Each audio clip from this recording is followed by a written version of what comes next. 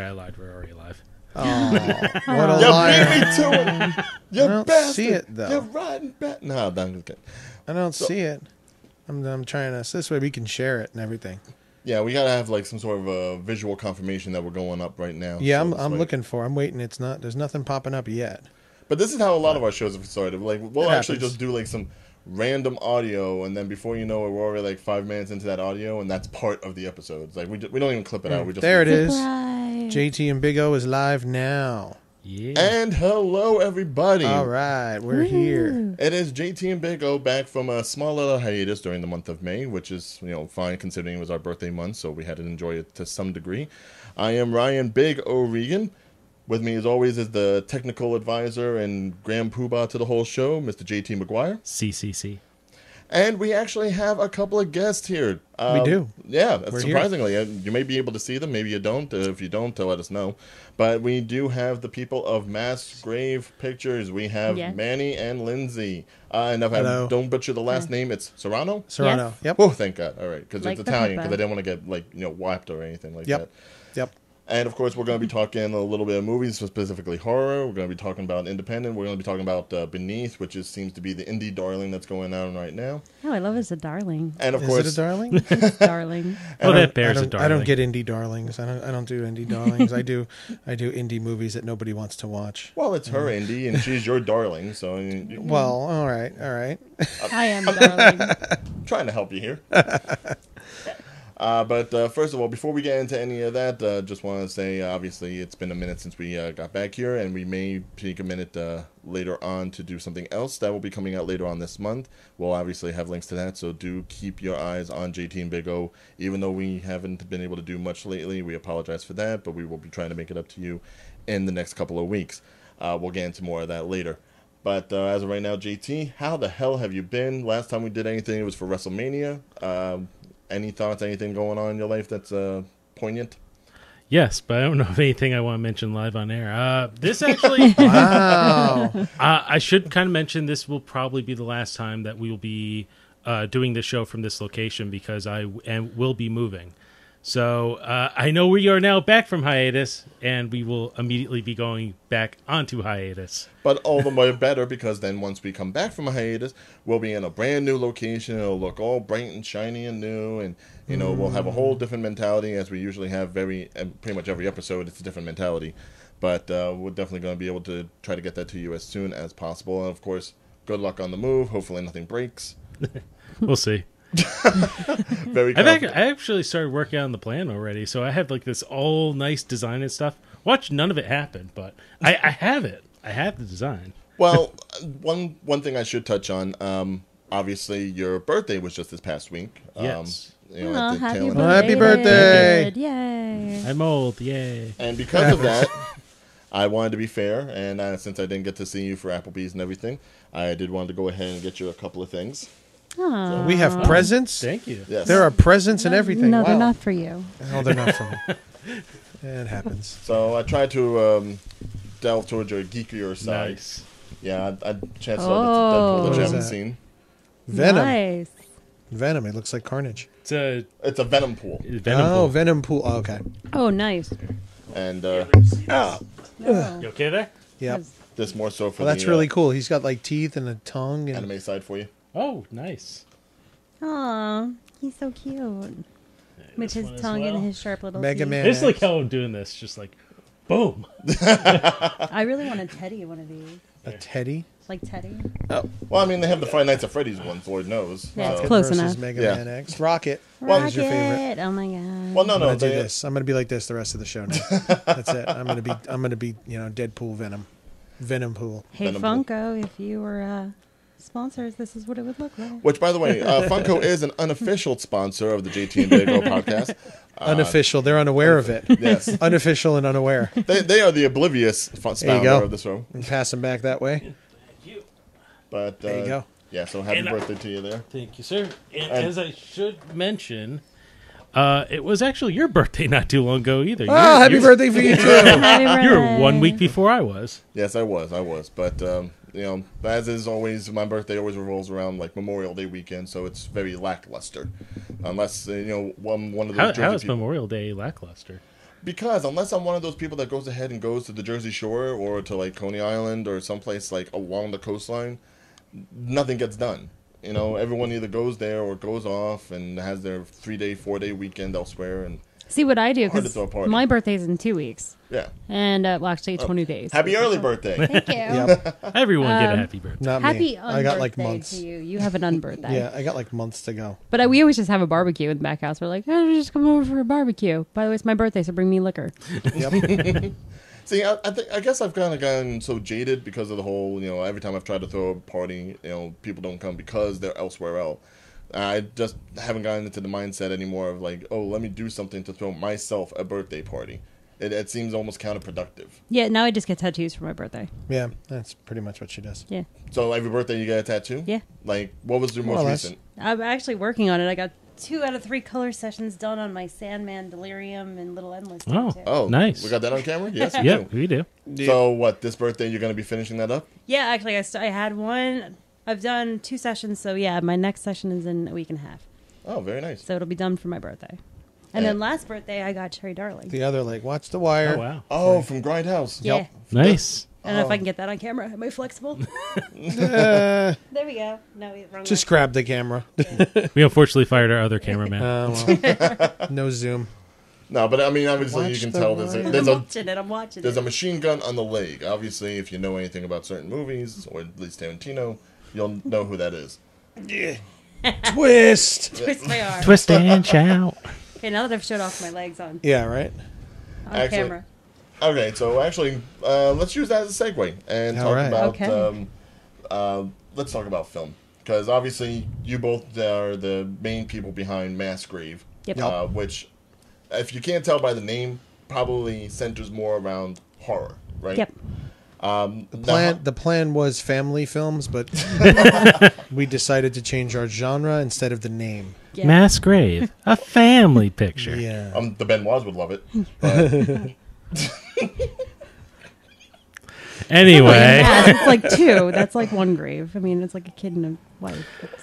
You don't need a whole mass They're grave all for dig that. in the They're all hole. dead. Dig in the hole. It's like 2 kids, a wife. I guess and Mass him. Grave would be That digging was a 1 hole. kid. It was 1 kid. Yeah, One one kid. I don't know how so many. you I got don't it know. all. Half a grave and Mine one. wasn't as Doesn't bad. One and a matter. half grave. Oh, look, you got a message. Look at that. okay, enough Benoit. I already got death jokes. messages. We have messages. We have filled our quota for like the month on Benoit jokes. But so God, we have a quota on Benoit jokes. for this one, yes. But so under Mass Grave, how many films do you have under Mass Graves? Africa. Oh, oof. Oh, that's complicated. We've got 2 features. Okay. A featurette and like 20-something shorts. Yeah. Oh, that's awesome, and that's between both of you though. Yeah. Yeah. Now, what is it like to be, working as a couple in like film? Because obviously, when we've done films, our little sect here in Jersey, we've usually had to go above and beyond just to try to find people to help out. But obviously, you've always got like that one constant person that's like, okay, we've got another one to do. Let's work on that. How does it feel to actually have that other person to like lean on? Super nice. That's great. But I mean, is there ever any complication? Like, is there any like a clashing of the minds? I guess. It sounds really weird when you say it, because when you're in a relationship, it's sort of like you have to have these weird conversations. And what works for us is like, well, I'm talking to you as a producer right now, Yeah. not your wife. We're in producer talk right now. Yeah. So you really have to kind of like draw that line. And that's the way we've kind of found where it's kind of awkward when you first start, where you're like, okay, not wife talking as producer. This is a problem. And like a couple Yeah. times, when things get tense on set, he'll snap at me and the whole set is like tense. Like, here comes the fight. And I'm like, no, like, I'm not his wife right now. He's not yelling at me as his wife. I'm the producer, and I fucked up. So he's in his right to be snappy with me. Which is fair. Yeah, it's completely fair. And I can see Manny. He's pretty much like, yeah, no, I'm just going along with it. Like a good producer / husband would. Yeah. No, it's true. We draw clear lines as to what each of us does, because like before we're in production. That's where the battles are. Yeah, that's where the battles are. We do all of our fighting before we get to set. Yeah. All of it happens. So this way, it's just between us, And for years we worked with Louis Cortez, who runs New Needle Productions, and now he's created New Needle, and he's kind of doing his own brand of like goosebumpy style horror and millennial drama stuff. You Young know, adult horror. yeah. Okay. But we did our first feature and Attack of the Brain People with him, where we co-wrote it, and the same thing. Like there were plenty of blowouts, plenty of fighting, but like a week before the shoot, we'd make sure to get together and get all of the stress and tension out, whatever problems we have, anything we're not agreeing on, and literally just yell and scream it out until, all right, we're now on common ground. So when we get to set, we're a cohesive unit, because when you have, especially with Blood Slaughter, like the first weekend was, I think we shot from Friday through Monday, and we had about 35 people in and out of the house that whole weekend. So when you have that amount of people coming in for your first feature and the first weekend of the shoot of the film, you have to be a united force. Y'all have to be on the same page, which is just going to cause absolutely chaos. Exactly. If people see you arguing before, like right off the bat, then that sets a bad precedent for the future. You know, so we learned how to do that with him, because honestly, anybody who saw us when we first started, me and Louis used to have arguments on set a lot. Fortunately, it was just really us and a bunch of our friends. Yeah. So they were like, "Oh, here they go again. Great. All right, we're gonna go sit. We're gonna have a cigarette while you guys fight this out." And then they all come back and we're all fine again. So it's like, no, now that we're putting money into this, putting real money into a feature, we can't fight on set. We can't fight in front of anybody anymore. We have to do it beforehand. You know. So we got used to doing that, and we just kind of employ that going forward between ourselves. Just draw clear lines as to who does what. And on set. So before in pre-production, basically, I mean, I'm like director from beginning to end for pretty much everything up until recently. And she's always producer. Yeah. So basically her role is, let's figure out what the schedules are going to be, keeping it on budget and getting everything scheduled and together, getting everybody there. Then the day of, she's the AD. All right, keep it on schedule, keep us moving, make sure each department is ready when we're going to need them to be ready, you know, and then I can focus as director on the camera crew and the actors and, you know, sound and the physical production aspect, and she does the behind the scenes stuff, keeping it all moving, you know, and we have that clear line drawn, because we've already done the we've worked it out. So you've always had that sectioning where it's like, you know, one has one role, one has the other. It's never been an issue where it's like you were co-directors, like say a Lord and Miller or a Russo brothers sort of thing. I co-directed with Louis for Attack of the Brain People. Yeah. Okay. And we kind of co-direct the shorts now. Now we kind of co-direct shorts. Yeah.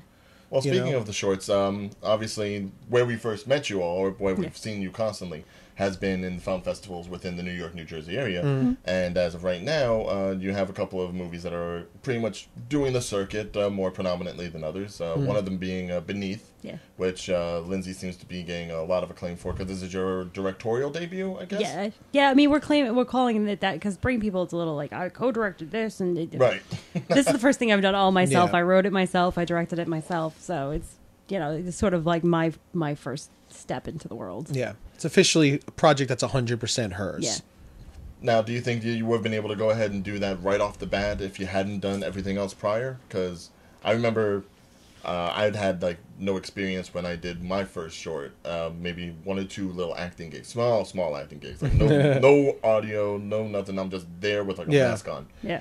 And you know, going into it, it's like I think I know what I'm doing, and then something happens, and I don't know shit.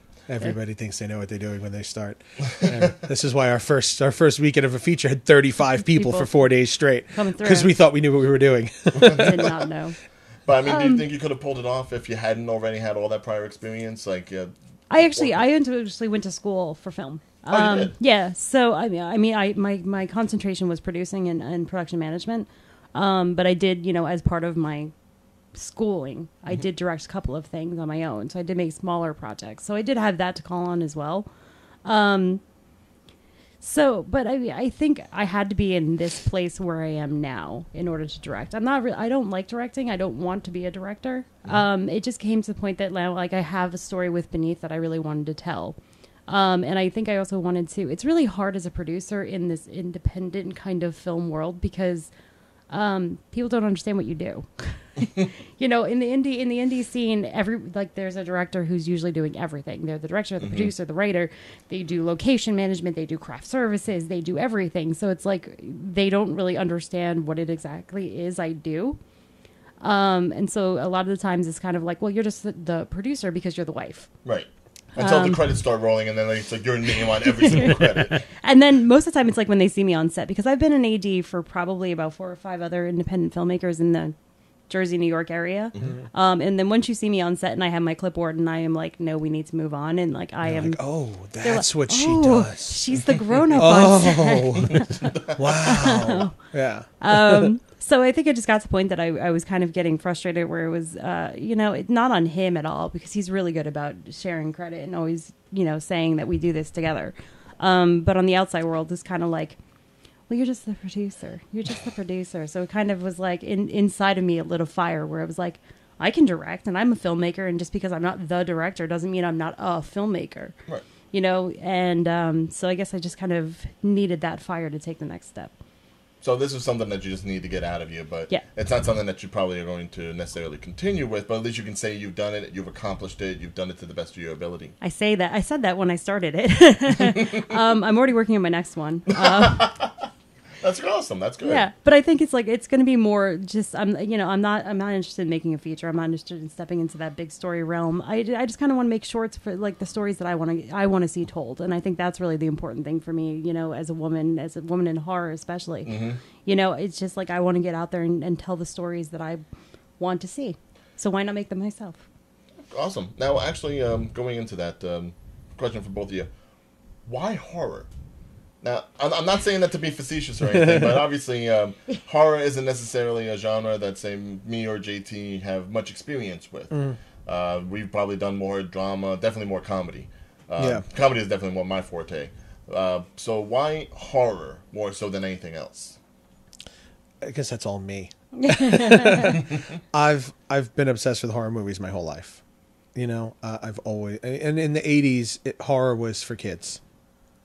Okay. Literally, horror was for kids. If you watched horror movies for children. Friday the 13th was not something that adults went and enjoyed and said, this is my favorite movie ever. No, this was something that kids watched, because back then it's just what you did. Kids watched horror movies, and then you had horror movie toys. You had Nightmare on Elm Street is about a child molesting murderer. Okay, who comes back to kill more children after they burn him alive, and who didn't have the Freddy glove when they were 8 years old. You know what I mean? Then you had Goosebumps and Fear Street and all those things, but Tales from the Crypt, which is an HBO show full of sex, full of violence, had a cartoon. Yeah. Rambo, one of the most violent action films ever, had a cartoon. Yeah. You know what I'm saying? RoboCop had a cartoon. Exactly. All these really hard R films, kids, they were marketed to children. Plain and simple. It really was. And then you had on TV, you had, I'm drawing a blank. You had Tales from the Dark Side and Tales from the Crypt and Monsters. The Outer Limits came back in the 80s. The Twilight Zone came back in the 80s. Alfred Hitchcock. Yeah, you had all these things that were on TV at night. So you're talking network TV here. So any kid could watch them. You got to go to bed at night. Oh, you're going to bed by 8 o'clock because you got school in the morning. Didn't matter. Didn't mean you went to sleep, especially if you had a TV in your room. So I can recall being up till 2 a.m. just watching every, the late movie or the late movie and the horror movies, the sci-fi films. It was something that kids were into, and parents were fine with it. It's just because, well, okay, for me it was. My mother was okay with it because when my mother was young, she grew up in the Elvis era, where Elvis shaking his hips on TV was risky. That was risque, excuse me. And my grandmother was the type, he's just dancing, and all the other girls that they knew, all the other girls, their parents wouldn't allow them to watch Elvis. But my mother loved Elvis. My grandmother didn't care, So it kind of transferred to that when I was young. My mother was like, it's just a movie. He knows it's fake.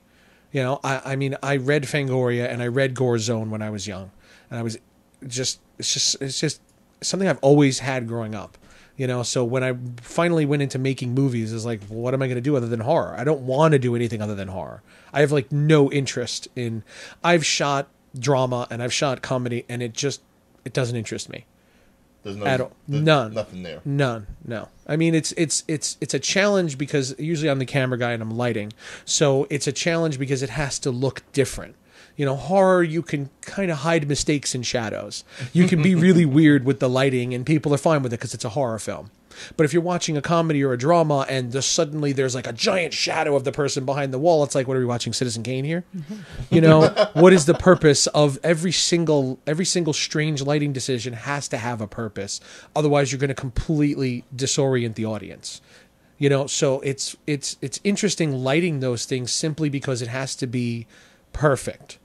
Everyone has to be lit well. So with the exception of the technical sides of lighting, drama, and comedy, filming it itself is just boring because it's like, oh, okay, put the camera there.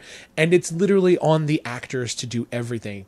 If you have a drama, you could have the best script in the world. If you have crappy actors, then nobody cares. Nobody's going to watch this movie. Doesn't matter how good the story is. If your actors can't sell it, then no. But you could make a bad horror movie and there's an audience for it. You can start making shitty horror films and just get better as you go on, and people will enjoy watching you get better. Nobody wants to watch a comedy, a bad comedy. Oh, well, his next movie will be better. It'll be funnier. No. Like, oh, I've been following him since he's been making bad jokes. No, you were not. No one follows bad comedians. And that's how Melissa McCarthy's husband keeps getting work. But. You know, nobody follows them. But horror films, you have that levity to be bad and start bad because people say, you know, I can see the potential in this. You can't see the potential in a bad drama. Like, it's either it's good or it's bad. Mm-hmm. You know, I mean, there may be people who would totally say that I'm wrong on that because it's just not my field. It's not something I'm into, you know, but I feel like it's true. I mean, Troma has been making bad movies for 40 years. Like, they do it on purpose. Yeah. It's purposely bad. And it still makes money. Yeah, what's the one that's about to come out? Armageddon Shitstorm or something like that? You know, seriously, the Sci-Fi Channel is like Sharknado. Five. You kidding me? You know, but people love it because they give horror that wide berth. Well, I think it's horror is fun. I think it is. It's a lot of fun. I grew up in the opposite of spectrum with him, where it's like I wasn't allowed to watch horror movies. You know, I was raised in a semi-feminist household. Hey, CJ's watching. Hey, CJ. Hi, CJ. Now, what counts as semi-feminist? I mean, we weren't like burning our bras on like Sunday morning, you know. But there was this: you're not going to watch horror movies because they objectify women. That one. Okay. Yeah, they degrade women, they objectify women. You know, you're not going to watch it. It's just not. And then when I was growing up, and you know, in my teenage years, when I was like, well, I'm going to try this horror movie. Maybe they're wrong because they're wrong about everything else. And I watched like Scream or I Know What You Did Last Summer, and I was like, yeah, girls running up the stairs, you know, being stupid. Girls running through the woods, no bra. And like, okay, my parents were actually right. Jennifer Love Hewitt sticking her tits out going, what do you want from me? With the nipples and the white shirt. Like, yeah. And it was kind of like, okay, well, maybe they're right. And then when we met, I was 19 when we met, and he was like, do you like horror movies? And I was like, no. And he was like, well, you just haven't seen the right ones yet. And I was like, yeah, I don't know. I've seen Scream. I've seen I Know What You Did Last Summer. Not impressed. And, you know, and then he was like, watch this. And he put on Ginger Snaps. And that is a good one. And I was like, yes, all about this. Yes. Is there more of this? Because I need it in my life. So to me, I mean, I kind of grew up where it was like, you know, quarter of a Disney princess life, which is why I say semi-feministy, because it was like, don't watch horror movies because they objectify women, but let's just raise you in this princess Disney crap. You know, but so I grew up and I loved monsters and I loved Muppets and I loved Jim Henson and I loved Sesame Street, the concept that they're living with monsters. It's Cookie Monster.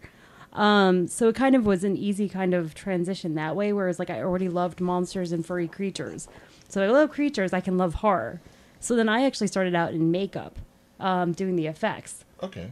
So I think that's really where my love of horror comes from, is like making something that doesn't actually exist. So like the Jim Henson Creature Shop was like your transitional period. Oh yeah. Yeah. Like Labyrinth, Dark Crystal, all that good stuff. Oh yeah, definitely. Dark Crystal specifically for me because the Skeksis are just. Ugh. I love the Skeksis. They are so We- weird I love looking. them. We I went love to them. the have you been to the Jim Henson exhibit at Museum of Moving Image in Queens? No. They I built- saw those.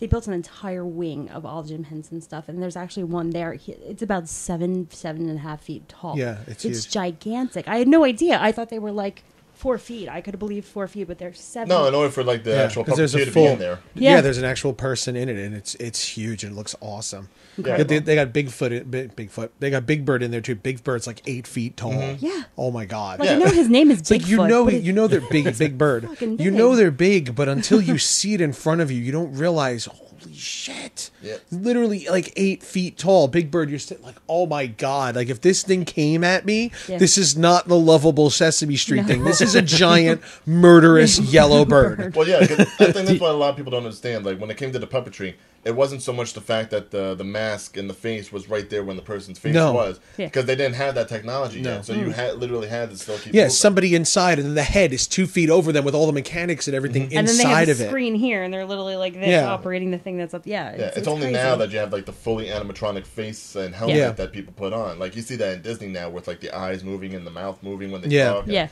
freaks me the fuck out that Mickey talks like that now, as opposed to just being like the dead face. and Yeah. having the audio over it. He's got Uncanny Valley on him. That's what the problem is.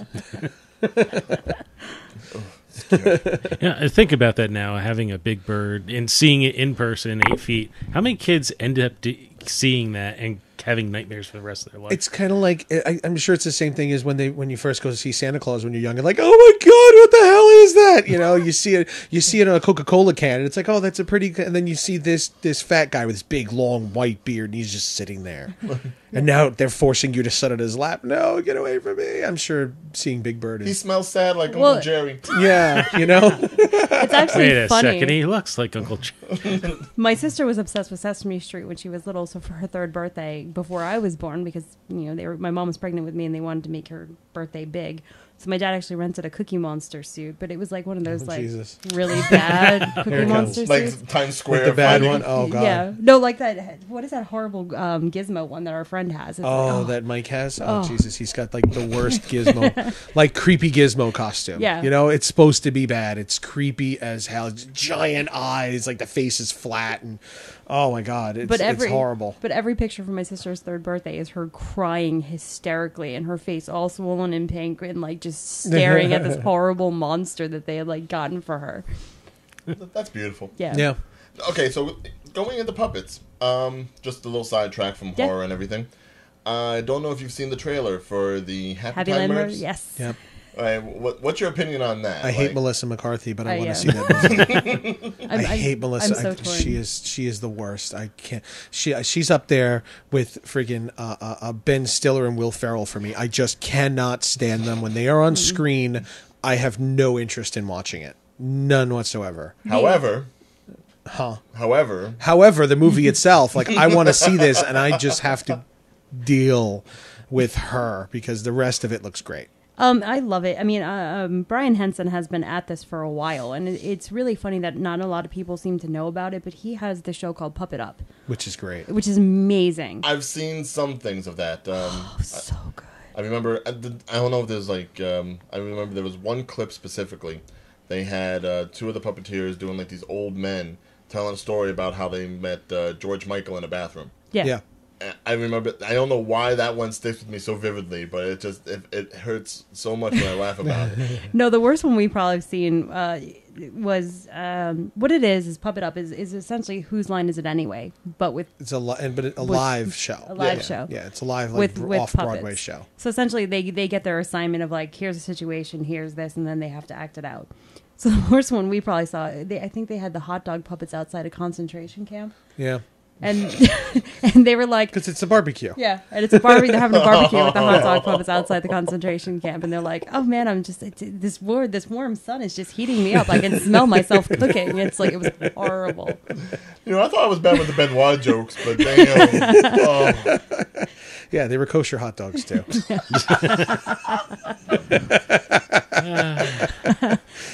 But for my Kosher hot dogs on a barbecue grill. for my It just birthday doesn't- one year, he actually took me see the puppet up, and so I actually have one of the hot dog puppets because it killed me so bad. He's dead. That's it. Show's over. I do want to jump back to that movie though, real quick. Yeah. So there was a little bit of controversy. I'm saying that right? Yeah. Controversy. Yes. Controversy. Well, controversy of that film. Apparently, Sesame Street tried to sue them, from my understanding. They sued the promotional team. Yeah. They didn't actually sue the Henson Company or whatever subsidiary. Yeah, I didn't look into it, but when I read the headline, I said, so basically you're telling me that HBO is suing the son of Jim Henson. Yeah. HBO bought Sesame Street, and now they're going to sue Jim Henson's son for Sesame Street. Okay, but here's really the important part of this Yeah, controversy. 'cause I Did you didn't see read the anything. response? Not the response, but I did know Well, I'll let you go. Well, here we go. Obviously, you're following it. Do not argue when it comes to this Muppets. Is fantastic. You guys are gonna love. We got to this. find it because she needs a quote. I took a picture on my phone. Oh, okay. So the promotional team, they went ahead and they got their lawyer. I think I deleted it. Of course you did. Oh no, I didn't. They got their lawyer to respond to the lawsuit. That's a video? You They have got to a find this puppet lawyer. They got a puppet lawyer that went and responded in their stead. Nice. There is no All right. such thing as I bad died. from I died. If you're watching this on YouTube, the link will probably be in the Yes, description. we will Yeah. share that link. Yeah. We will That's got to absolutely. go in the show notes. If you're listening on SoundCloud, it is not. But it's amazing. Go to YouTube. I don't If get you're it. on SoundCloud, go to YouTube. It's fantastic. But I don't get involved in a lot of Facebook fighting. I really don't bring a lot of that negativity, hatred, drama into my life. I just kind of here's my pretty picture or whatever, and I'm just not even gonna look at what you say.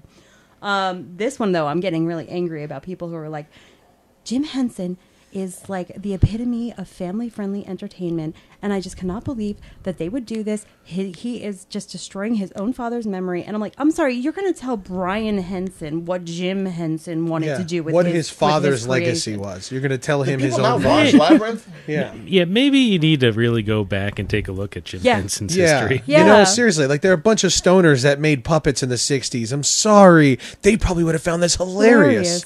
You know? The silly string the cone, money, he would have died. yeah, I think. the money is in kids stuff. He Yeah. wanted to, just like Dr. Seuss, he wanted to educate and entertain children.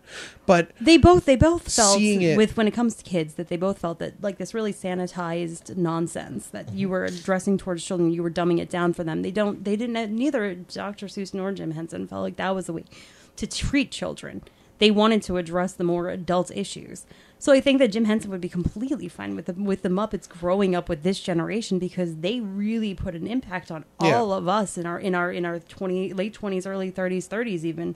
You know, they were huge in our life. So I feel like he we just would watched be the fine. Dark Crystal, the new trailer for the Yeah. Dark Crystal last night. We're like, I have to see this. I have to see this. I have to see this. I'm 37 years old and I'm waiting for the new Jim Henson show. I saw the You know? Muppets reboot. The in Muppet theaters. TV show. Yeah, We the Muppet watched the TV I show. watched that. Yeah. I mean, if the Muppets can go to work and work in an office, why the hell can't we just have some Muppet prostitutes? I mean, Yeah. it's real life. It happens. That's some rotten cotton. And maybe it was just me. I think I did kind of side with Sesame Street a little bit, only in the sense that if you did watch the trailer, they made it sound like it was from the same studio. And that was my only gripe I with mean, it. they pushed it with the no Sesame all street. They did push it with that, and that is part of what they're trying to do. I mean, even Puppet Up. I mean, did they have to do the Holocaust? You know what it is? Joke with I think hot they're dogs? also. No, but they did I think want part to of push it the is envelope. they're also trying to be clear about what it is. Yeah. Yeah. Like how many parents took their kids to see Sausage Party and then were like, "What the hell is this?" Because they just saw a cartoon. And that's it. So I think that they're really trying to be clear. This is not a kids movie. So that this way it's like the people who are watching it, they're watching this. There's no confusion as to what type of movie you're about to see. Especially because it's Melissa McCarthy and Brian Henson. So it's like there's a good chance that kids may come see this. We don't want children to see this. So I think that's why they pushed it so much like this is not Sesame Street. I will laugh if after having a trailer where the last 15 minutes was a puppet jizzing all over his office, that a parent still goes, "Oh, I can't wait! Bring Timmy to see this." You know? But at the same time, the parents were like, "Let me bring my kid to Deadpool." That's completely that's that was fine. another thing. Deadpool, because they've been watching Marvel for so long, so we take our kids to see Deadpool. Maybe the trailer wasn't clear enough that this is not for kids. So let's go out of our way to make sure you know your children should not be watching this. Well, I think what you were saying at the a little earlier about like who watched all these horror movies. Children watch these horror movies. I just did another podcast with Scott Churchson, and we were talking about all these movies we watched as kids. And I'm like, yeah, I remember 5 years old. I just finished kindergarten, and I was sitting summer vacation on my couch watching RoboCop 2 by myself. Yeah. It's like, who would let you, a 5-year-old, watch RoboCop 2? My sister and I are still traumatized from when we were. Oh, I mean, God. we didn't watch our movies. We didn't see that kind of stuff. And then when I was 6 or 7, Jurassic Park came out. My father dragged the entire family out to the midnight screening. So we'd never been up past midnight. This is completely against the rules. Now we're seeing this movie. My sister ran out of the movie theater. She literally watched from the window. I wound up on my mom's lap with like the fingers over the eyes. And then we get home at like 2:00 in the morning, and they put us to bed. And my sister and I are just trying to fall asleep, and all of a sudden the door handle starts to jiggle, and you hear this this roaring sound outside our door, and then scratching on the door, and we screamed bloody murder for probably about 20 minutes. To this day, I think my sister's still afraid of Jurassic Park. It probably took you, I don't even know how many years to get me on the Jurassic Park ride, and I was still like... So, actually, And Jaws, too. talking Jaws, about too. that, have you seen the trailer for Jurassic World Fallen Kingdom? Yeah. So you've seen the scene where the raptor is right there in the little girl's bedroom. Well, that's the other part that I missed of that story, because I'm horrible at telling stories. I tell everything backwards. Yeah, she's terrible. But my parents, we were readers. So when I was 6 or 7, they gave me the Jurassic Park book because they knew the movie was coming out. Mm-hmm. So they were like, here's this book, read this. So I'm literally reading the book. And inside the book, that is actually a scene from the book where he eats that little girl. And then he finds the baby in the room next door, bites the baby, carries it off into the woods, and then descriptively eats the baby's face. And then you see this scene in the upcoming film. Yeah. And All I saw And was it brings Jeff me back Goldblum. to that 7-year-old girl going like, oh my God. All I saw was Jeff Goldblum. I was like, I'm there. Yeah. That's it. Yeah. I don't care what the rest of the movie's been. Life Jeff will Goldblum's find back. a way. Yeah, I will care about. fight through this movie just to see it. But the question is, will his shirt be buttoned up or But to note on that too. Also, when I was when my grandparents died, I took the apartment that they lived in, and we were cleaning it out. And we found in a drawer. My grandmother had kept me and my brothers all of our old school projects and everything. You know, like you had to do whatever, like a book report or something. You know, and so my grandmother had a drawer with all of me and my brother's stuff from elementary school, and there was one of them that I found. And I was it was second grade, so I was like 7 years old. And you had to create a holiday. Create your own holiday. I created Freddy Krueger Day. And that's what I said, I really have been like this my entire life. You know? Like, I always wonder, like, was it just... Because you say to yourself, like, are you just misremembering your childhood and only remembering what you want to remember about it? No, I was just like this all the time, constantly. And it kind of makes sense to have that because obviously Halloween has Halloween, Friday the 13th has Friday the 13th. Yeah. Why isn't there a Freddy Krueger Day? Yeah. I don't Why know. isn't there a Nightmare Day? I don't know, but 7-year-old me wanted it. Wanted a Freddy Krueger holiday. I keep trying to start holiday hashtag based Freddy on Krueger Friday, but it's not really taking off. Yeah, it's not going anywhere. I there's- think there's- Jason already owns it. Yeah. So. Yeah. That's true. Well, if Michael has hashtag Michael Myers Monday. and it's Really? it's a huge hashtag. Yeah. yeah. I feel like Freddy's more of a Wednesday person. That's Werewolf might be. Wednesday. That's Werewolf? Wow. There's a Werewolf Wednesday. Yeah. I'm behind on all these special days. She's a hashtagger. I'm a hashtagger. So actually, I wanted to do a little game with you, if I could. All right. Something I developed. No. No. I draw the line at games. No. Simple stuff. Now, obviously, Shall we play a game? Line in the sand. wait for it. So obviously, you have a lot of influence from like the 80s genre of movies, especially horror movies.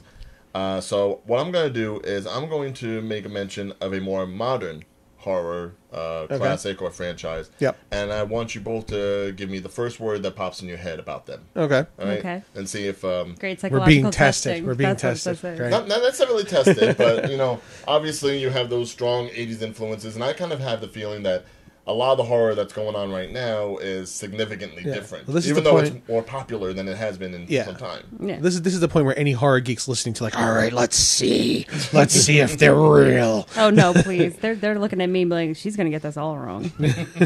All right, so first one on the top of my head, Saw. Cool. Lindsay? Buzz. I don't know. Well, I mean, the Saw franchise, obviously, it's like 8 movies in, and the first movie, it seemed like it was fine, but now that it was really, like, drained the well. I think the first 3 were really good, Yeah. and they just slowly like fell off. I haven't seen Jigsaw yet, but the first 3 were great. I thought they were an excellent trilogy, and then it just kept going, and it got more complex to the point where I don't remember which movie is which. Yeah. You know, like But 4, 5, and 6 is like one big jumble to me. Like I don't know which one is which anymore. I mean, You know? I think it touched the first couple. I mean, when it had Jigsaw and Jigsaw still had his purpose, you know, I think that was really what drew me into Saw, was the fact that this guy is literally, I mean, spoiler alert if nobody's seen the Saw series. a little at this old, I point. think. Come I on now, think at people this get your point. shit together. Yeah. But you know, is that he's sick and he's dying, and now he's trying to teach people to respect life, and I'm like, that's awesome. That's an awesome twist, and that is the meat to me of what made it so interesting, is like how far he's willing to push people in order for them to like reconquer that appreciation for their lives. Manny's like, yeah, I guess. I Sure. guess. It's a bunch of gore effects. I mean, gore effects are always fun. Pompous. I watch it because it's like, yeah, no, that's what it is. It's that's like the line of like, well, you know, we're trying to make this movie that no, it doesn't mean shit. I'm sorry. you may enjoy it. I like you the twist. That's fine. I like the I'm twist.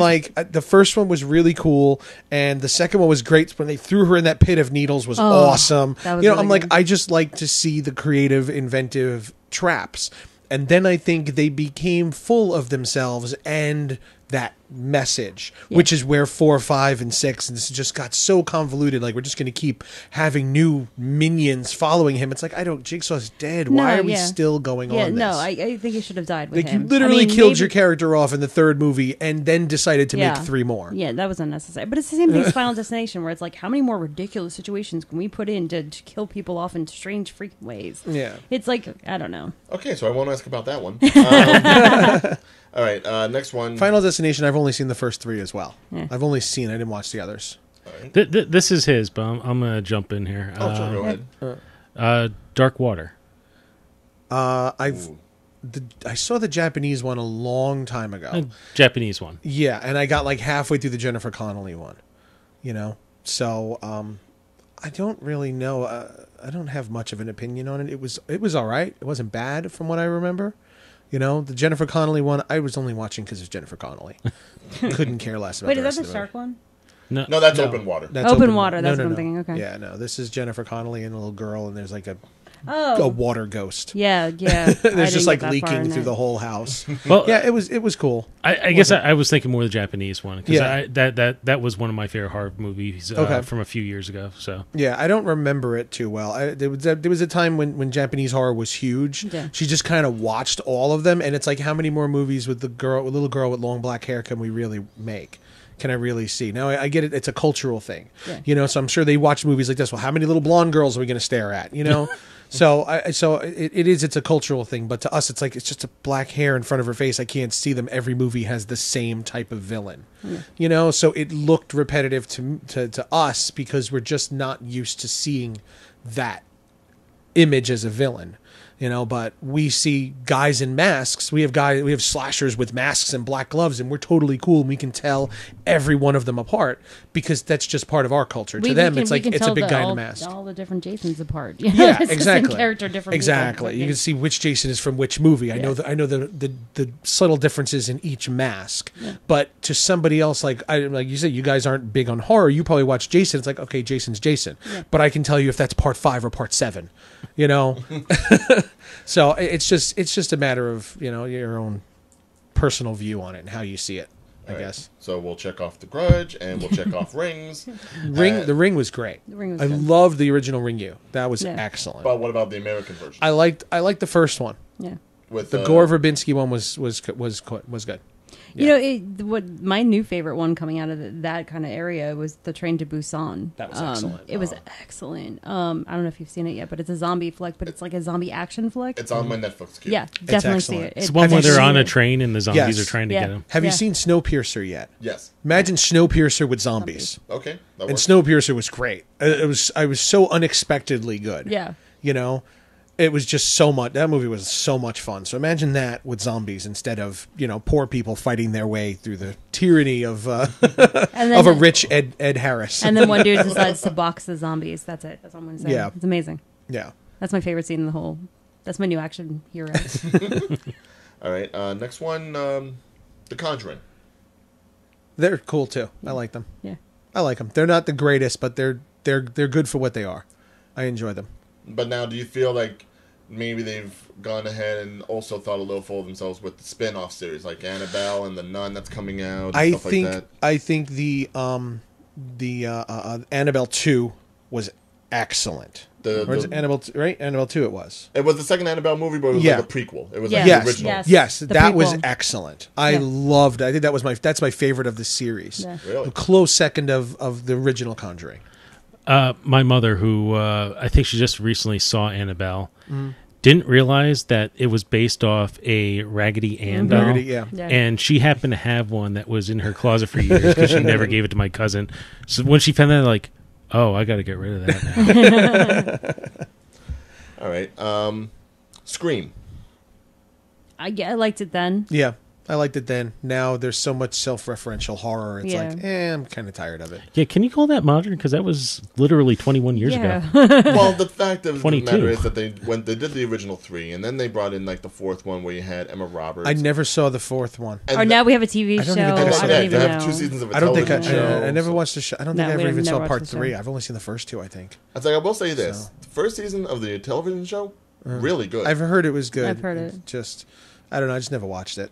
All right. No, like aversion to it. I just never watched it. It's really hard with TV because it's like, as much as we all love binging things, it's like when you sort of know that there's a binge coming, you're just like, I have to find a weekend. You're literally going to put. I got to set aside is this The show whole going to be day. worth setting aside an entire weekend for?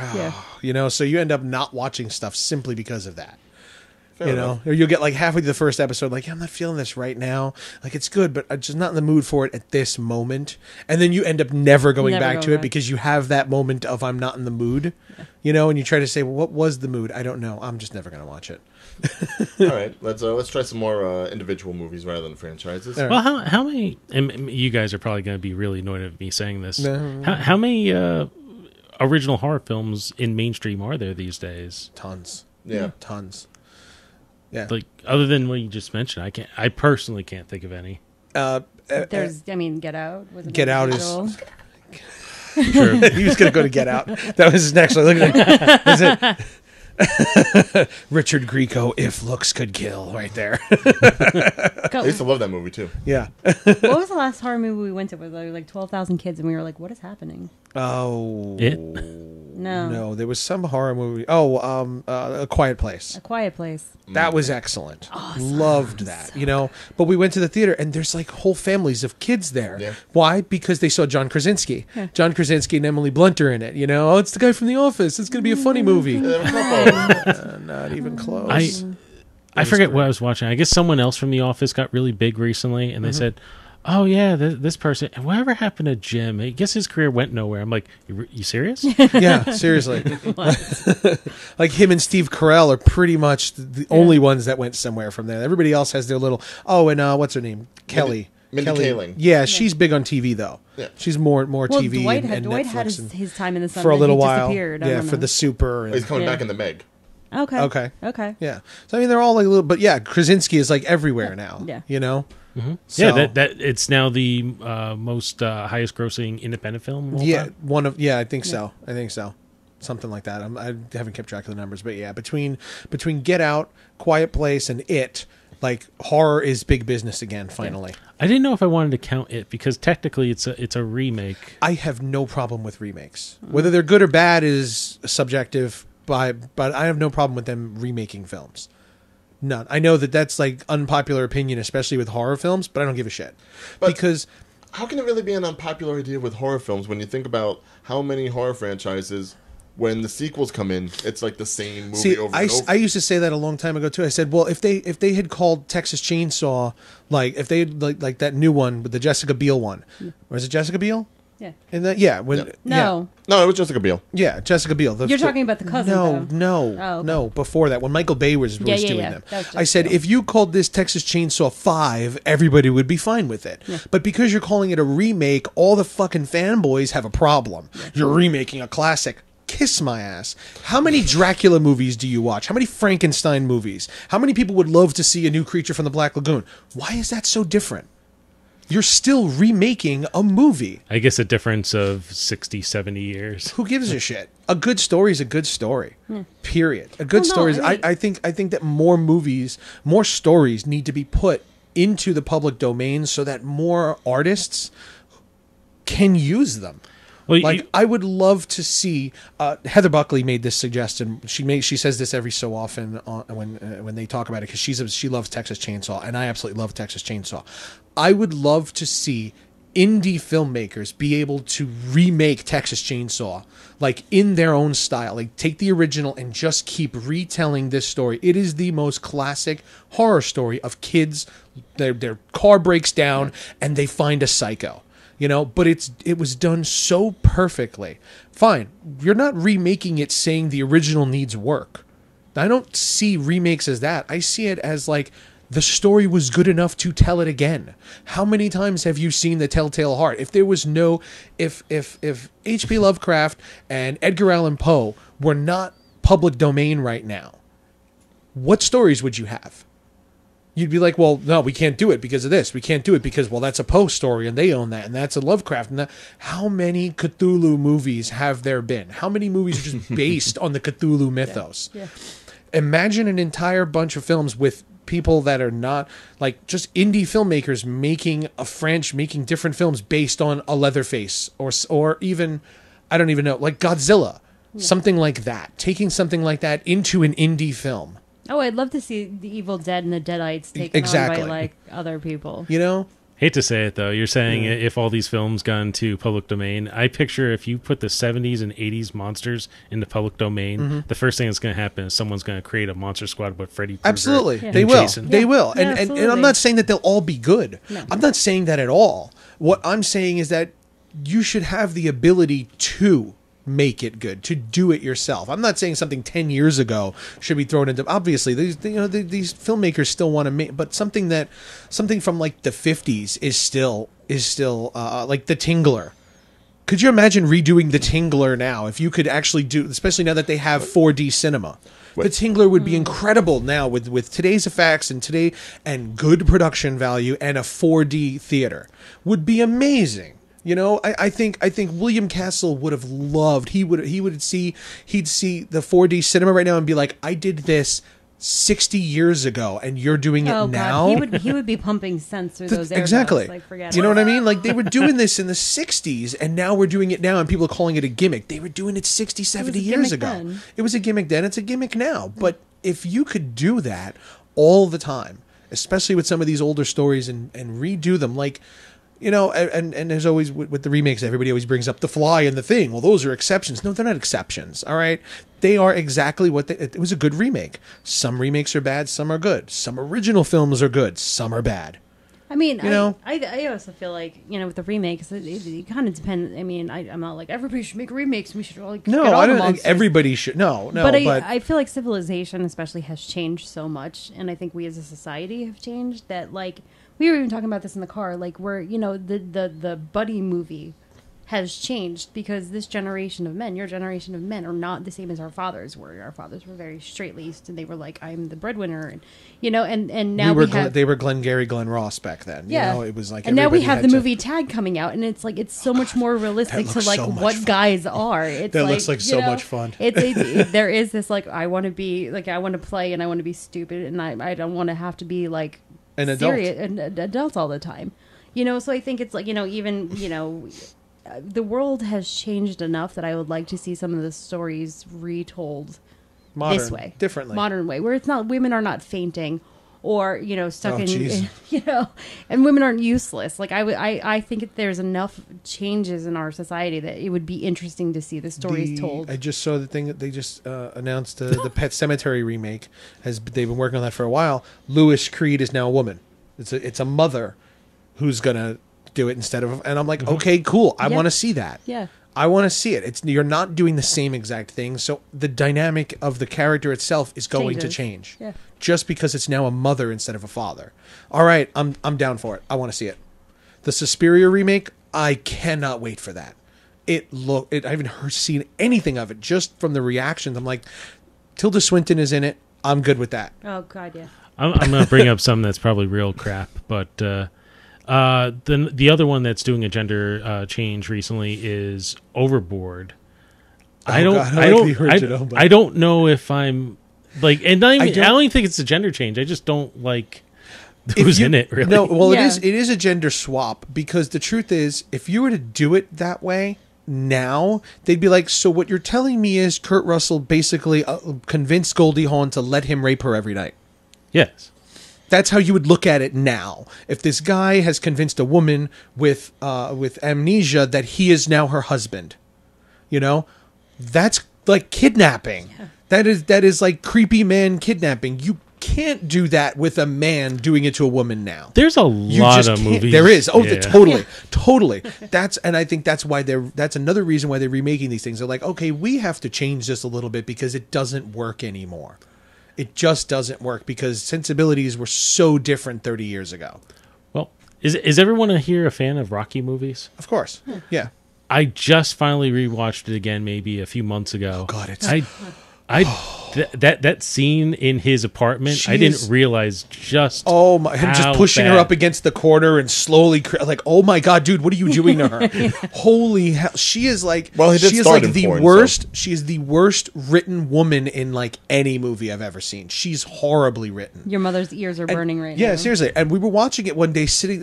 It was maybe 2 or 3 months ago, and my mother happened to have to come to. It was come to the apartment. It was a marathon on like IFC or EMC Yeah. or something. So we're watching it upstairs, and his mother's watching it. My mother downstairs. she's watching. Yeah, my mother's watching it too. She happened to come up to the apartment for whatever reason, and she's like, "Oh, you're watching this too?" I'm like, "Yeah." She's the worst. This is terrible. My mother's like, "Oh, I love this so much. I love this." I'm like, "But there." I said, "Ma, I'm like, I know we didn't realize this then, but looking at it now, like, do you realize that she is literally useless? This is the most useless woman in the world." It's not. Well, not even that. She in that scene I brought up. She is trying to Yes. leave. She Yeah. is trying to And say, he's- "I'm not comfortable," and she. I will meant not the movie. I meant the movie as a whole. She's useless. But yes, that scene. Yeah, she's trying to walk out, and he's just going to push her in the corner. No, you're not going anywhere. No, it's Adrian, dangerous out No, there. you No. stay here with me. Stay here. And then he puts his hands on her. His hands are the size of her head. Like he covers her entire chest with his hands, and I'm like, oh my God, she's going to eat her. Well, even before that, he's like literally blocking. He closes the door on her. He does that. That's. I mean, like if This is a Gasper No movie. People have done that to me in my life, and I've been frightened. Like when a bigger guy puts his hand over your head and literally holds the door, and you know that like you're in the position that you should be able to yank this door. He's as wide as his one arm. hand, like on that, and you're not getting that door. It's terrifying. Yeah. You know, we but were it's watching, like we were watching last night, Devil Wears Prada. Oh yeah. Which is, I love that movie. Love that movie. Absolutely love it. There's the one scene though where what's her name? It's the character is Christian, the writer that she meets in the art gallery. In the art gallery, and he comes up and talks to her, and as he's talking to her, he's just circling her like a shark. Like he talks to her, hi, and he walks around her, and she just stands there and lets him circle her. And I'm watching it like, who the hell does that? Who walks up to somebody and circles them like a shark? And her answer was, The egotistical asshole. and I'm like, wait a minute, this happens? She says, yeah, guys are like that. I'm like, it feels like That he's really full of like you're himself, pretty boy. Yes, they like are he's like that. sizing her up, and he's literally walking circles around her and she's not turning toward him and spinning with him. He's just circling her like a shark, and I'm like, why would you ever go anywhere with a man who does that to you? Why would you ever do that? ever. Like that's like, what is wrong with people? What is wrong with you to do that? That's like horrible to do that to someone. I don't think I've ever circled a person and talked to their back while complimenting them. I mean, you know, but he has a Maserati. like he's seducing her. This is a seduction technique. No, this is what mountain lions do. All right, they circle you. Okay, it's like shark. This is a shark right velociraptors here. do Yeah. that shit. Yeah. You know. There's 3 of them, so it's worse. But I'm sorry, I'm just reliving that moment. Society. You know, but I think that's why a lot of movies are being remade and all that, because society is different now. So how would we tell this story today? I mean, the big thing, you know, in the horror industry, and it's a big, you know, when you talk gender swapping, it does bring it up, but it's like, you know, the white whale of horror, right, is making a female serial killer or a female killer. That's not covered in daddy issues. That's not covered in daddy issues and hasn't been raped and beaten. Yeah. And is getting revenge. And I think that's like the white whale that everybody's seeking to achieve. You know, I'd love to see a female Leatherface. I'd love to see, you know, some like of that. She's like, just crazy. That's it. She just kills people because she's crazy. She's just crazy. Wasn't that the first Friday the 13th? No, I mean that. Yes, but no. yes, but no. Yes, that It's did it. It's one of the closest ones because Yeah. it does speak. And Betsy Palmer, we've seen her at a ton of different conventions, and she's fantastic. Because she wasn't really a horror actress, so she really did bring that kind of drama mentality of finding a deeper reason for her character. Yeah. So she's fantastic at a horror convention. She'll actually, like, if she's in a crowded elevator, she'll turn around to somebody who's standing next to her and be like, You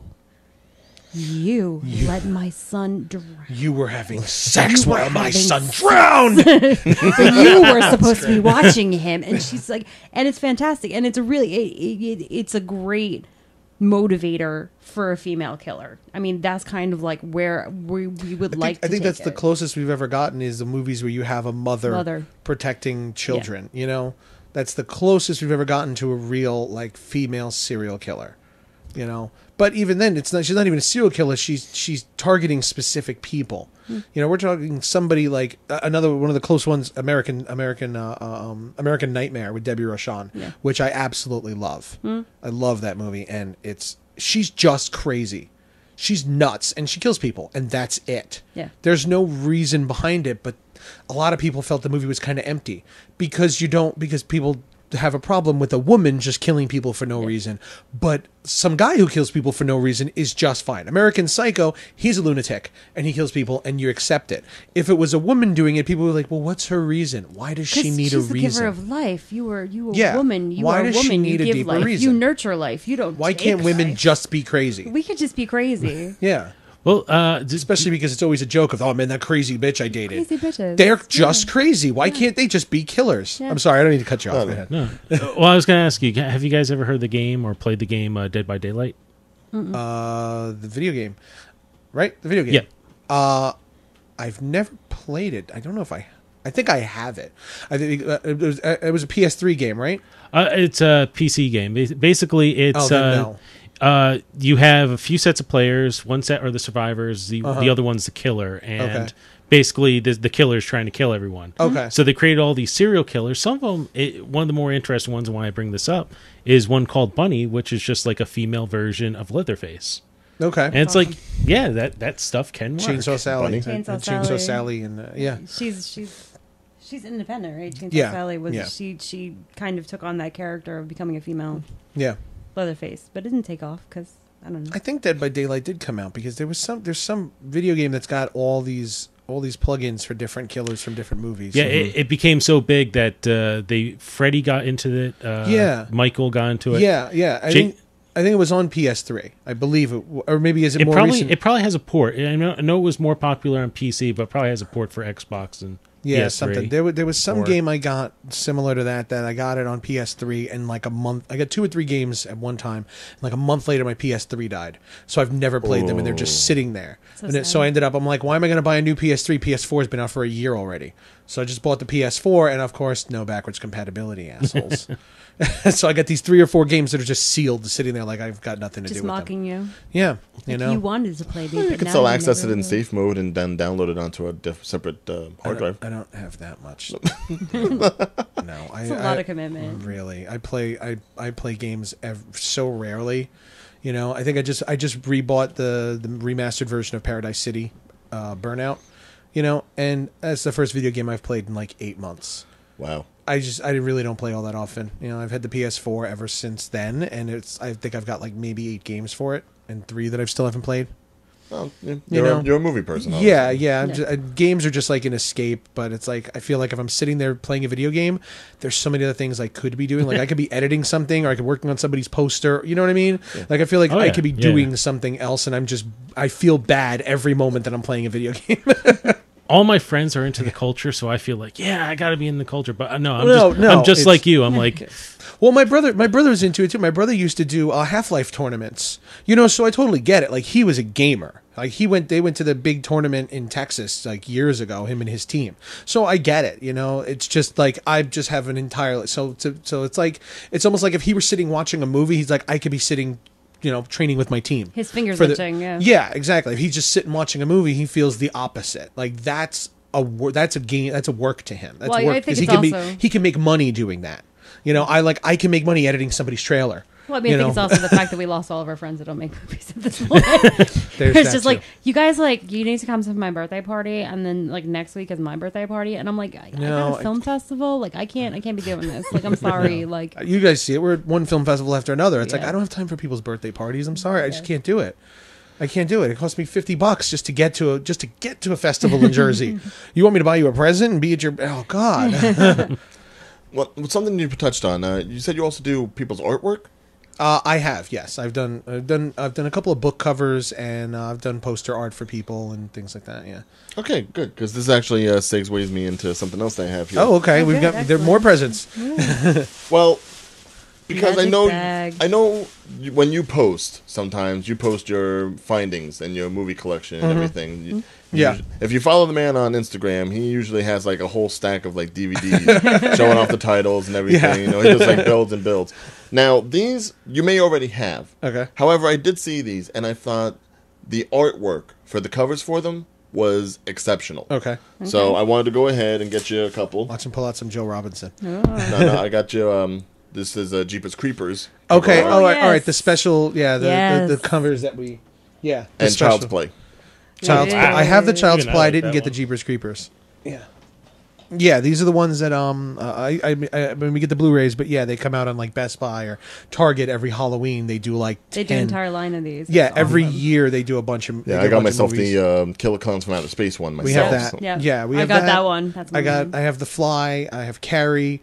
I've got to have Behind the 50 door. be on the other side of the on door. the other side of the door. Yeah, we've got a whole bunch of them. Every year they come out. These are awesome. There's like 4 or 5 that they redo the same movie and they just do new art. I was like, how many times can I rebuy this? Yeah. So I just get the new ones. But I mean, this stuff is cool. Now, going into that, how much of the look is important for something like in horror? A Like, lot. obviously, It's everything. It's everything. because, I mean, you think about the ones that are very historic, like Michael Myers, like Jason, and you look at them, it's like, for all intents and purposes, I they're forgot very there was a simple. camera. I was like, oh, wait, there's a camera. Yeah, you know, show them on the camera. Fail. But I Fail. mean, for all intents and purposes, they're very simplistic in their makeup. Unless you go to something like like a Pinhead from those Hellraiser, yeah. Yeah. But I mean, Mike Myers is just a guy with a Shatner mask. Yeah. Well, That's it. That a is lot as of that simple comes as it down is. to what their budget was. You Yeah. know? A lot of it comes down to just that. Halloween, they had Well, I a mean- mask and they didn't like it. It just didn't work. So he ended up going to a store and buying the closest, just a plain mask. And it was a William Shatner mask. And they just painted it white and used that. The thing, though, too, is, I mean, technically, I mean, this will be controversial to say. Oh, no. It's always controversial. Oh, we no. want some But- controversy. Yeah, Oh, Michael Myers controversy. controversy. He was the first. So it's like you have to like put yourself back in that mindset where it's like, slashers weren't really a thing before Halloween and closely followed by, Friday the 13th. So they could put an all white mask on somebody and embrace that blank anonymous killer because Yeah. people hadn't seen that before, and you can't apply like today's mindset to that. You know what I mean? It's back in the day, like when they first started shooting film, and the cowboy pulled the gun and people were like, they were startled by it, they were scared by it, Yeah. and it's you can't put yourself, like, people now say like, oh my god, The Exorcist is the scariest movie I've ever seen, and I'm like, Not anymore. But it was back then. But back then it was 1978, 79, this was, in the 70s, that was terrifying because they'd never seen anything like that before. And that's really what made horror what it was, when it was doing something new, something different that you have not seen, crossing new boundaries. Well, it's like, I think about someone like Freddy Krueger. Like, you look at the kind of look he had. It was simplistic, and not a lot to the outfit with the exception of the glove. Yeah. And maybe just like some old pizza cheese thrown on his face at best. Yeah. And then you look at like the remake they did. Terrible. It's terrible. Overthought. They Yeah. put too much thought into it. Yeah. Exactly. It's like you I changed feel like too they didn't much. put enough thought into it. No, they actually overthought it because he had a full makeup that he did, and then they CG'd more. They CG'd holes into his face, and they smoothed out this, and it's like, you went too far now. Like, if it had just been the practical makeup, that'd be one thing. But you watch the movie, he looks like a turtle. He looks like a turtle. He really does. He looks like a distorted, damaged turtle. He's 'Cause they Leonardo with all the knives. Yeah, because they smooth things that they tried to make look like a real burn victim, and it's like, yeah, that's not something we enjoy looking at. We don't want to see it's like, that's a horrible thing that happens to people. And now we're trying to make it look realistic. It's like, all right, this isn't like scary anymore. It's kind of sad looking. Didn't they at also try and apply science to his glove, where like they had to have certain kind? It wasn't just like razors, but it was like, well, if this would be too heavy, and this, then that. Yeah, it it's was like, no, stop. I think that's what hurt the movie a lot too, was the realistic. Even Yes. in the kills, like he killed most of Absolutely. the people with his hand. It's like, you have the power to come up with any death trap possible. Yeah, and we're just gonna, exactly. And Jason was the same thing. He's known for the machete, but he'll kill you with that anything. sleeping bag death is the best. That's why you watch Friday the 13th. Who's he gonna gonna do? kill, What's he gonna and kill what's he with gonna him kill now? them with? There's some movies that remake, and it's like, okay, put a little more thought into Yeah. it. But when the 2009 Friday came out, I was like, I just want to see all the cool deaths. Yeah. When did Jason become a kidnapper? Yeah. Really? Yeah, How is he's this- got this girl held up for how long? Seriously, like, that's Jason. No, he's a zombie. Yeah. Jason is a fucking zombie. Like it or not, he's a zombie. He's a dead kid that somehow came back at 35 years old. All right, fine. No, in this one, well, that's not going to happen. So he's been living in the forest so he's alive. So he's a human being. Okay, now he has a sister. What? And he's got her chained in the base. What? Well, it's not even a basement. It's a hole he dug out. He dug a hole in the ground. What? This isn't Jason anymore. This is Leatherface now. Yeah. This is now Leatherface. You should have just gone and made your own killer. Yeah, you should have just done something different. And that's why they were terrible. Yeah. Because you changed the rules of the character itself. You made him something else. Rob Zombie did the same thing when he did Michael Myers. He gave him mommy issues. So now he's Jason too. Yeah. It was Michael Myers who just killed people because he was crazy and he was just this murdering machine. Now he's got mommy issues, so we've combined him with Jason. You've gone too far. You've overthought this. That's super awkward when you have your wife play the mommy that's giving the little boy issues. It's kind of weird. Well, nobody else will hire her, so.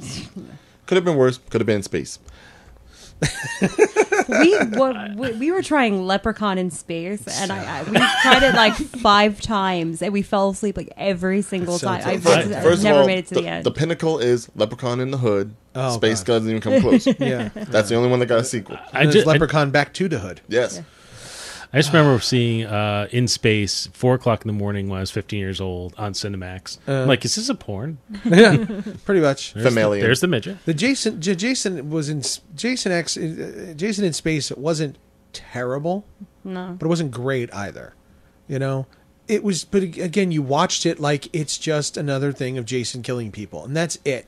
You're not looking for real substance. That's why the characters, you don't give a shit about. I think the that's characters. the problem You now. want them to die. Where it's like those originals were like, this is just an adventure of Yeah. like, what's he gonna do now? What's he Exactly. gonna kill him with now? How are they gonna die this way? And Now it's, people complain, people- well, I didn't connect to any of the characters. Who cares? They're going to be didn't dead in connect to 5 them. minutes. I Who didn't gives a connect to shit? them. Like, well, Who then cares? this isn't for you. I mean, I think people try too hard. I mean, especially I think the studios try too hard to make it for everybody. And it's just like, no. If Yeah. you're not along for the joyride of the killer and the nonsense he's about to, drop on these stupid kids' heads. This isn't the movie for you. Like if you said I didn't care about the characters in A Quiet Place, I could see you having a problem with that. Yeah. That movie it's a character-based story. You're following this one family's fight for survival.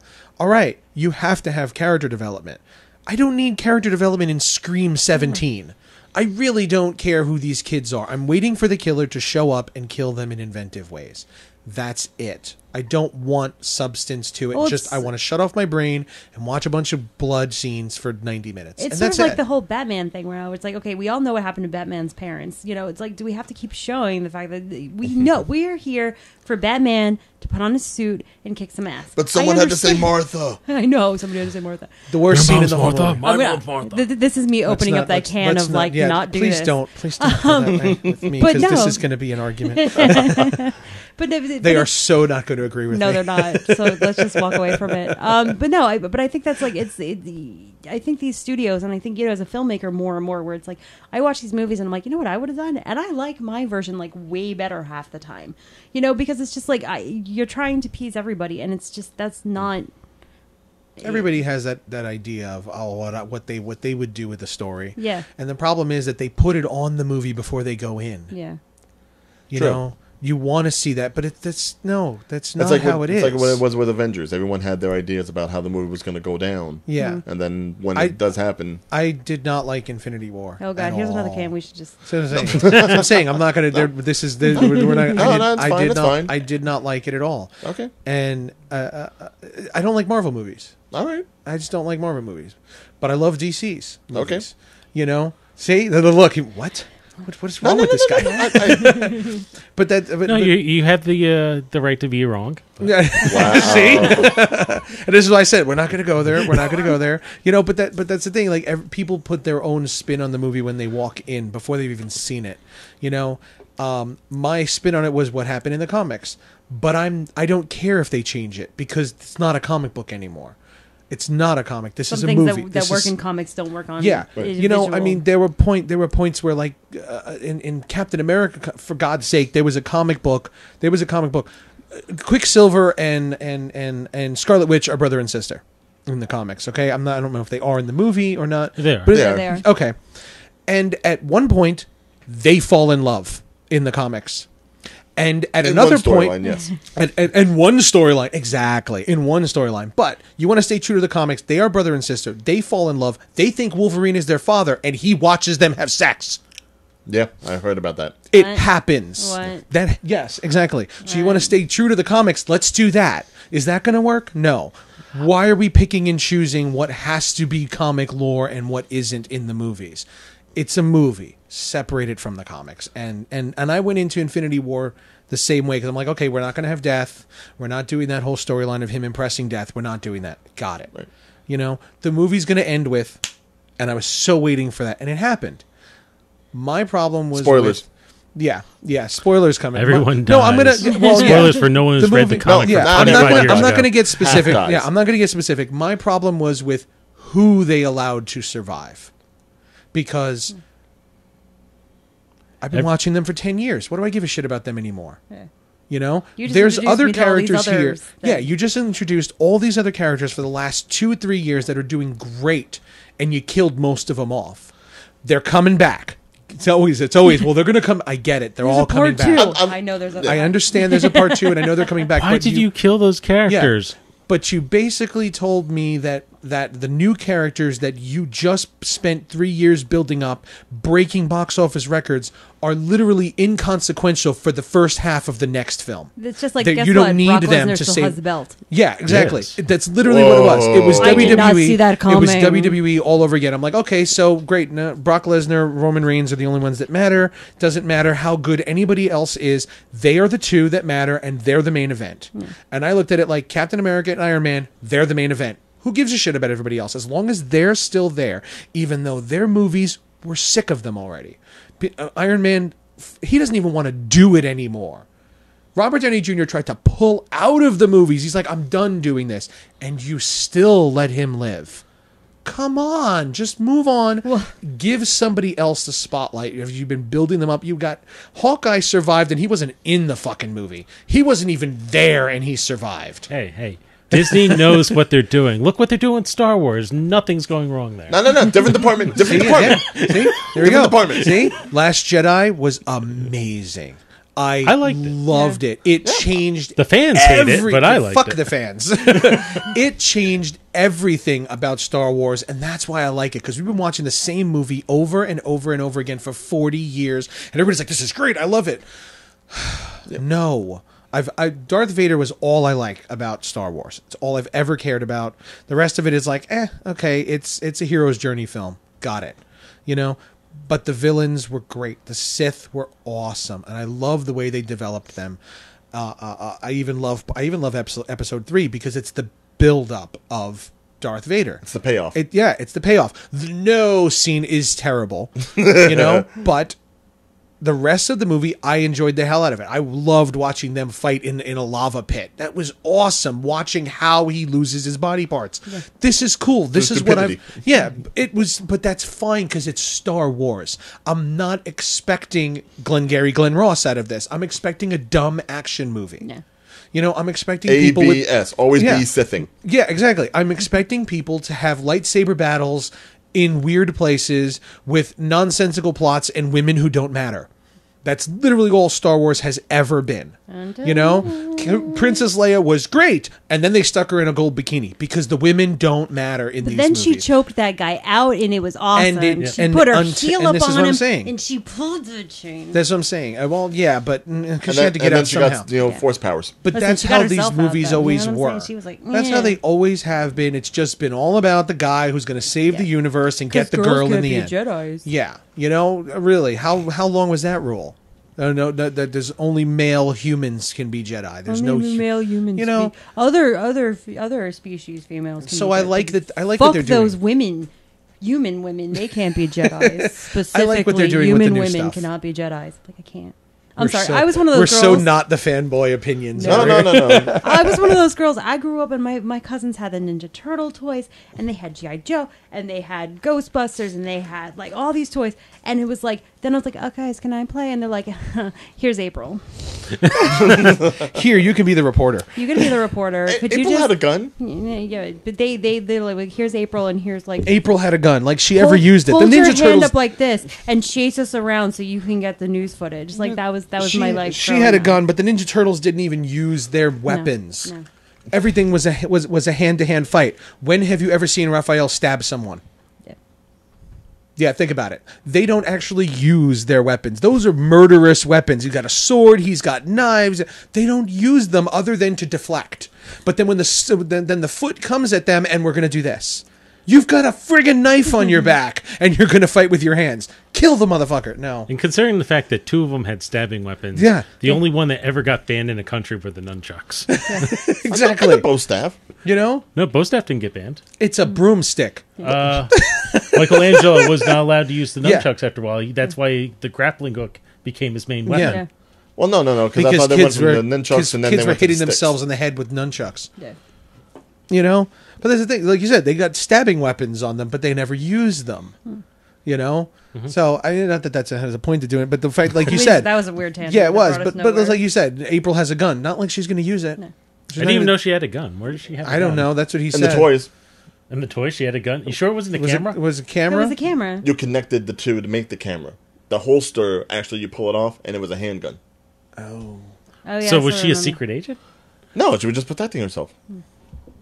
Okay, so I should have just gone with Janine. You mean they handed me the phone and they're like, you're Janine. You should, you know? You mean the 4 giant life-size turtles that are following around weren't protection enough? Well, they're trying to fuck her, so.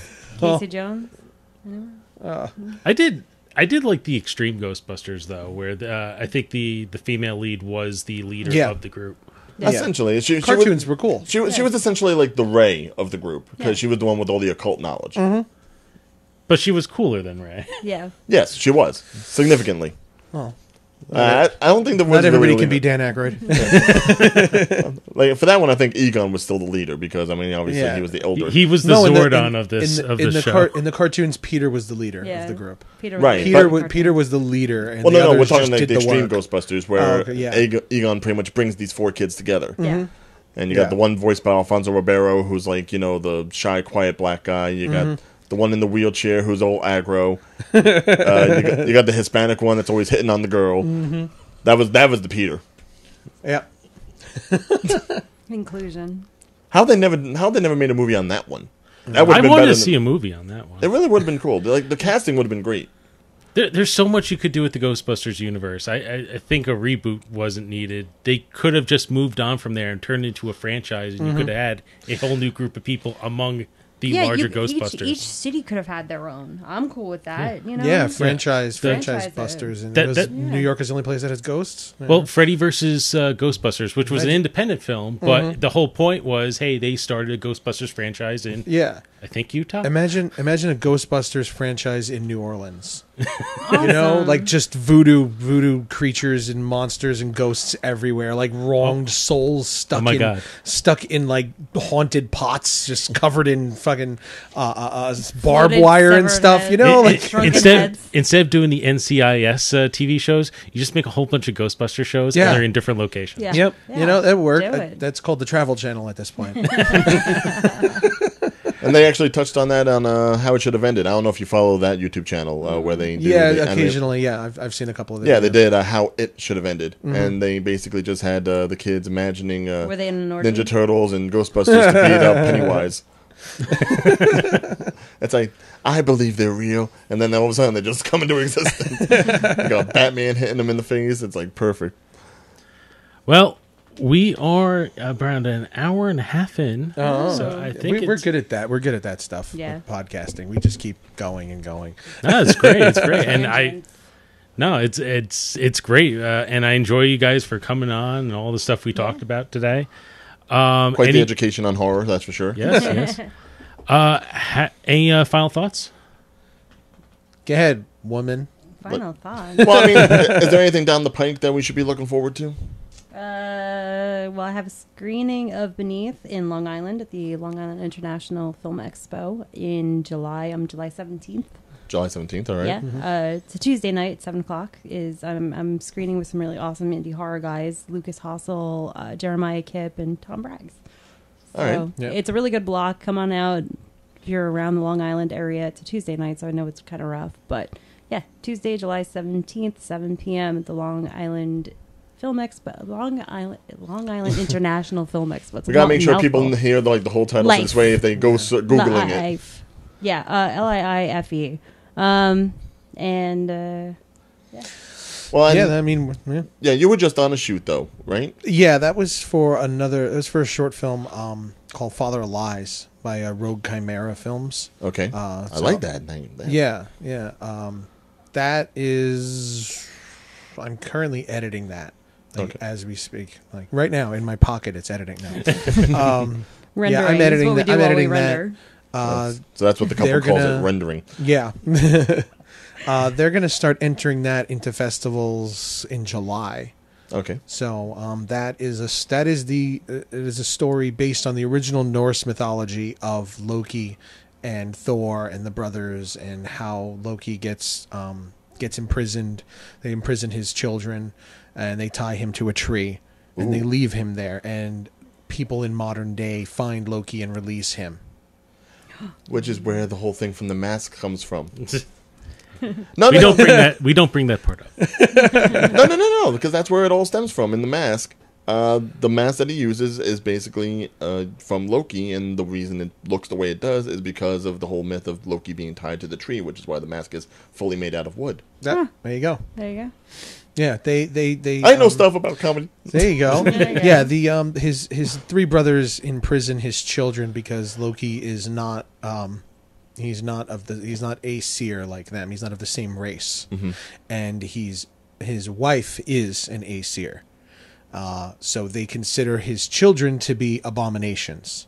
One of them is apparently a snake that is large enough to wrap around the earth. Which I think And- they've played into God of War, the game. Yeah. They have, Okay. have him Yeah. show up. And the other one is the other child is a giant wolf, Veneer. and the third one is Hell, which Yeah. in the movies is his sister, but that's actually his daughter. And if you and then with the Marvel films, they bring about Ragnarok.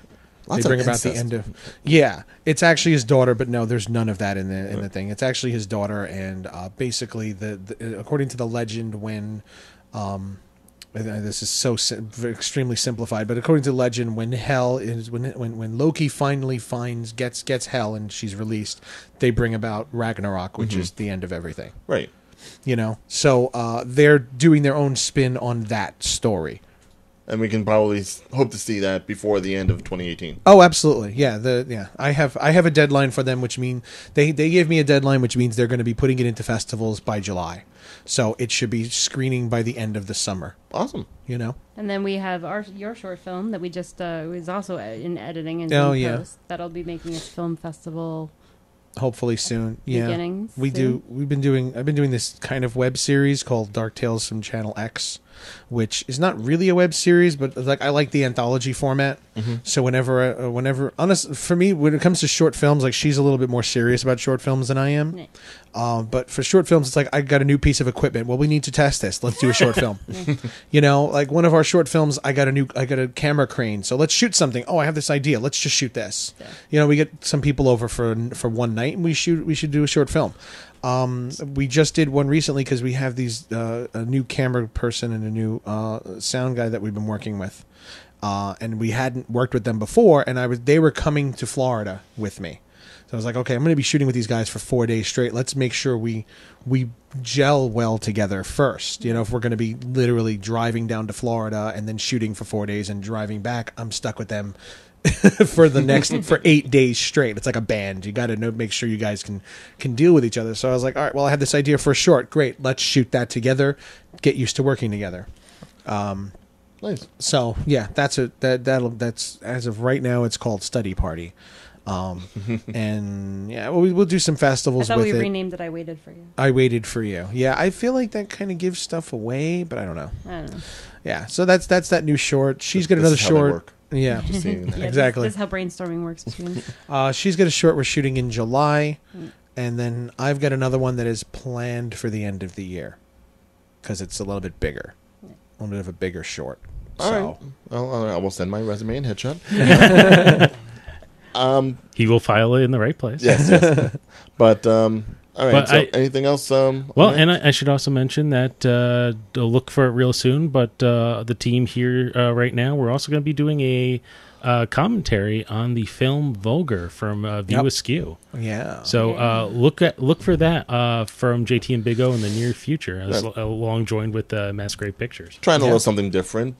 Basically, if you know the movie Vulgar, fine. I do not. Get yourself a copy of the movie. So, Vulgar. so this is going to be more of a commentary / reaction because Uh-huh. obviously the other three people here on the panel. No, I didn't see it. No, But they- we're but popping they don't two talk cherries about it. today. We're popping 2 I vulgar know- cherries. I know it involves clowns and rape. Yeah, this is what I've been told. I've only been told this, and apparently Brian O'Halloran himself has been, telling me that it's going to be hurting Yeah. me mentally. Yeah. I had a friend, this was about 2002 or 2003 or so, and a couple of our friends came by, and I was like, you guys have to see this movie. You have to watch it. All right, so they sat down and watched it. I think it was the first time you had seen it. Yeah, well, Maybe. I'm from Jersey originally. I'm a Jersey girl. Yeah, and I was like, this is a Kevin Smith movie. That's So- totally how I sold it So to I had them. been traumatized by my last boyfriend by the View Askew movies because he was literally obsessed. Where it was like we had to watch Clerks and then we had to actually pause and then look up every single word and then understand the word how it implies to this. And it was really traumatizing. And I'm really glad I'm out of this. I got myself out of Next that boyfriend who watched Jay and Silent Bob. dangerous Would situation. watch the Jay and Silent Bob movie 10 times in the theater. That horrible piece of crap. I'm sorry, that is the worst of the whole series. I hate the Jay and Silent Bob Strike Back. So I remember. By the way, they're making a sequel of that yeah, one. they are. I don't Well, like according that. to I don't Wikipedia, like they're that working movie on at a all. sequel to Vulgar. I don't know. That's what Wikipedia Yeah, said. well, But yeah, let's see. anyway, so when we first watched Vulgar, he was like, "I'm gonna fix this for you. I know you've been traumatized, so we're gonna." And we was with one of our friends who's a big big Huge, comedy guy, like huge. big into like more like your guy's sensibilities. He likes video games and action movies and comedies and stuff like that. So when I told him, it's a Kevin Smith movie made by Brian Johnson. Brian Johnson. Like it's going Brian O'Halloran in my head. Nope, he didn't write it. He didn't. Brian Johnson. And he's like, oh really? I was like, yeah, he made a movie. Oh wow, really? I was like, yeah. I also have Drawing Flies. That's the real lost one. That's the one that nobody's ever even heard of. Drawing Flies. Yeah. Blank faces. Nope. I have that on VHS. That's with Jason Lee is in that one. Yeah. Anyway, so I put it on as a lost Kevin Smith movie. He at the end of the movie, he sat through the credits, just blank faced, catatonic, On our staring couch. at the screen. Legs up, holding them. And the movie, literally, I let the credits roll. After about 3 minutes after it was all over with, he turned and looked at me and said, "You are never picking a movie Again." ever again." No. Just laughed. I'm like, yes, it worked. And we're going to be getting to that right now. So. Yeah, so look for that from us real soon. Don't you just love the friends who do that to me? I do. Yes. I love it. We I love love being those being that friends.